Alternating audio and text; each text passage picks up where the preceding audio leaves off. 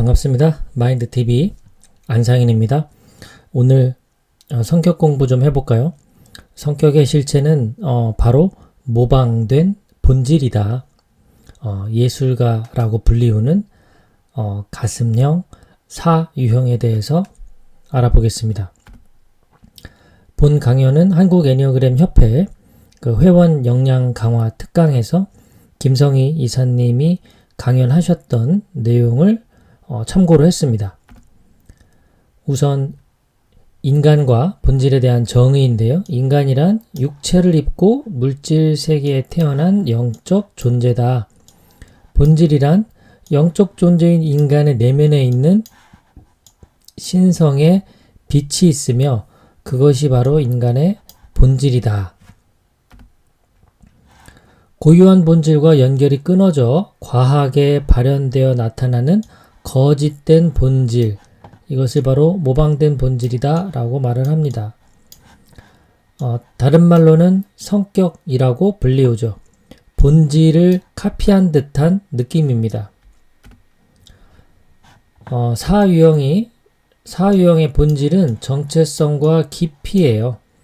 이 중에서 하나만 고르자고 한다면 정체성, 이것을 고를 수가 있겠죠.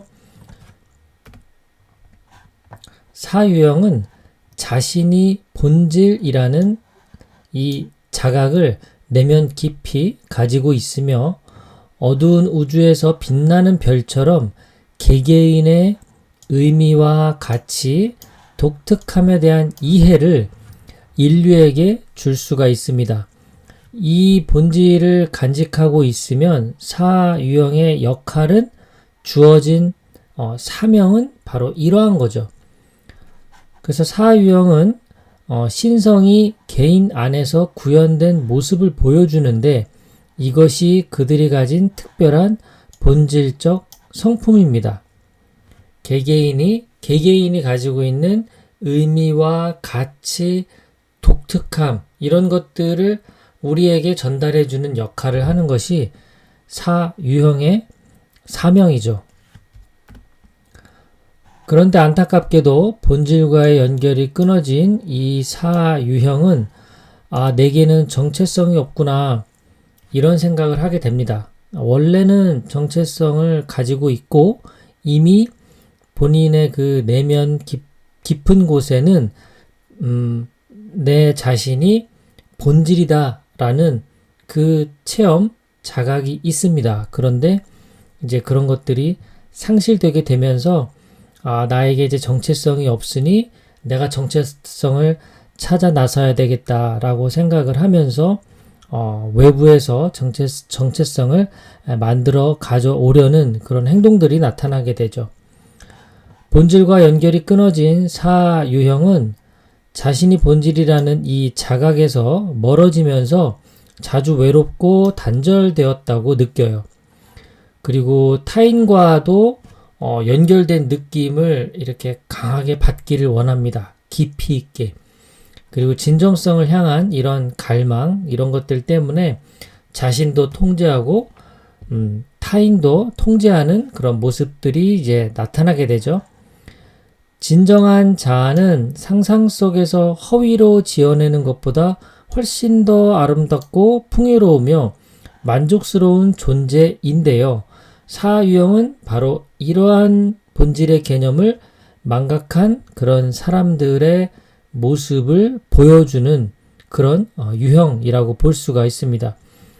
진정한 자아는 우리가 허위로 만들어낸 것보다 훨씬 아름답고 풍요롭고 만족스러움에도 불구하고 그 진정한 자아가 내면에서 느껴지지 않는다라고 착각을 하다 보니 이제 만들어낸 그런 자아 속에서 살아가게 되는 거죠. 모방된 정체성이 나타나는 그런 모습은 특징들은 다음과 같은데요. 타인과의 비교를 통해 자신만의 독특한 페르소나를 만들고 거기에 함몰된다. 이 사유형 입장에서 비교라는 이 키워드를 빼놓을 수가 없습니다. 내가 나의 어떤 독특함을 느끼기 위해 가장 전제되어야 하는 것이 타인과의 비교이죠. 저 사람과 비교를 해야 내가 다르고 특별하다는 것을 인식할 수 있기 때문에 그렇습니다. 인테리어나 의상 등 그림이나 뭐 이런 정체성을 표현하는 어떤 대상에 대해서 집착하는 경우가 많이 나타납니다. 특정 음식을 거부하는 이런 것조차도 남다른 나의 정체성이다 라고 인식하고 있죠. 그러니까 다른 사람들이 다 좋아, 그래서 오른쪽으로 갈게 라고 하더라도 나는 싫어, 나는 반대쪽인 왼쪽으로 갈 거야 라는 이런 선택조차도 남다른 나의 정체성, 이렇게 인식이 되는 거죠. 자기 자신이 되는 것에 대해서 지나치게 몰두하는 경향이 있죠. 애니어그램을 공부하려고 많은 유형들이 찾아오는데요. 그 중에서도 가장 많은 유형 중에 하나가 바로 4유형이라고 볼 수가 있습니다. 이들은 끊임없이 나는 누구인가, 진정한 나에 대한 또 정체성에 대한 이런 그 공부에 대해서 아주 갈망하는 그런 사람들이라고 볼 수가 있어요. 상상의 자아 속으로 움츠러들기를 좋아합니다. 위축되어서 생각 속에 갇혀 있는 이런 느낌도 많이 받아요. 처음에는 감정으로 출발해서 그 감정이 생각을 끌어내고 생각이 다시 감정을 끌어내서 이 생각과 감정이 한 덩어리가 되면서 계속 그 상상 속에 그런 갇혀있는 모습이 자주 나타나죠.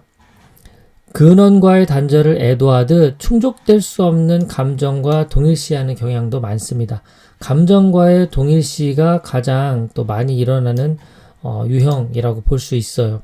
이것이 감정을 진실되게 느끼고 그 진실되게 느낀 감정을 진실하게 표현하는 것은 자기 자신의 독특함의 표현이고 자기 자신의 정체성에 대한 표현이다. 이렇게 느끼고 있다라고 볼 수가 있습니다. 모방된 깊이, 4유형의 본질인 깊이를 모방했을 때 나타나는 특징들은 부정적 감정을 지속하려는 욕구가 있습니다. 그러니까 깊이 있는 사람, 뭔가 무엇을 하든 깊이 있게 느끼고 받아들이고 표현하는 것을 추구하다 보니까 어떤 즐거운 감정보다는 슬픈 감정, 우울한 감정, 좌절된 감정, 이런 부정적인 감정에 깊이 빠져드는 습관이 있어요. 자신의 모든 감정에 지나치게 중요성을 부여하는, 이게 되게 깊이 있게 느끼려고 하는 모습이죠. 이런 감정들에 대해서 하찮게 여기거나 사소히 여기게 되면은 사유형 입장에서는 서운하고 화가 날 수가 있습니다. 이것이 바로 우리 인간의 가장 중요한 부분인데, 진실된 어떤 느낌, 표현, 감정인데 이것을 중요하게 생각하지 않는다면 그 사람과는 상대할 이유가 없는 거죠. 감정적 진실을 현실적 진실로 오인한다. 깊이 없는 사유형이란 없다라고 볼 수가 있습니다. 그래서 참 인간관계에 있어서 매우 까다로운 유형 중에 하나가 바로 이 사유형이죠.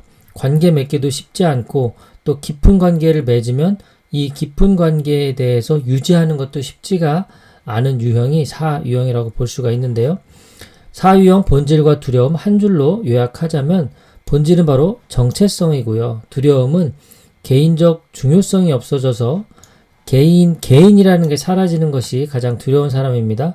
정체성이 없을까봐 두려워하는 유형이 바로 사유형입니다. 오늘 예술가라고 불리우는 가슴형 사유형의 본질인 정체성, 그리고 그 정체성이 없을까봐 두려워하는 이 내면의 깊은 두려움에 대해서 함께 이해하는 시간 가져봤습니다. 지금까지 마인드TV였습니다. 행복한 하루 되십시오.